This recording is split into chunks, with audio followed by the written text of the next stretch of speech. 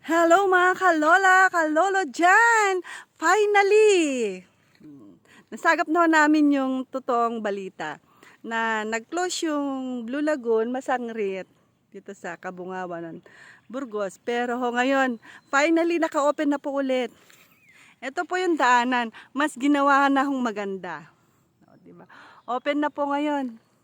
Mga nagbabalak pumunta dito sa Blue Lagoon, Masangrit, Kabungawan, Burgos, Pangasinan. Okay na po yung daan. Di ko kasi dati matirik po yan at saka hindi maayos yung daan. Ngayon okay na po, maganda na po yung daan.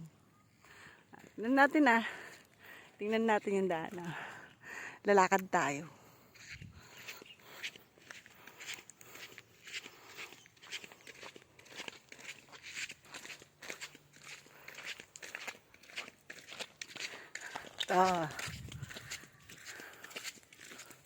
Nagdaan po kasi kami doon sa may gilid ng dagat Ang daming bato-bato.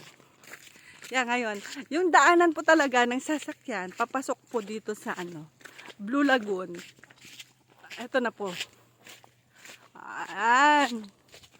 Medyo naayos naman ho. Hindi na ho katulad dati na. Nahihirapan ang sasakyan, aakyat pa baba. Ay. Ito na po, yung daan. Open na po ulit ang Blue Lagoon, Masangrit, Burgos, Pangasinan. Complete ako parang kulang. Blue Lagoon, Masangrit, Kabungawan, Burgos, Pangasinan. Ayan. Ito na po yung daan. Ito na po kami dumaan. The exit. Ang hirap po kasi dumaan doon sa gilid ng daan, ng beach.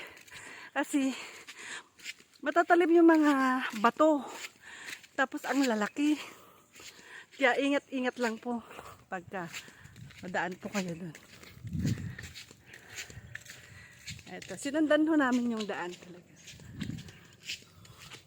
Okay, see you! Bye!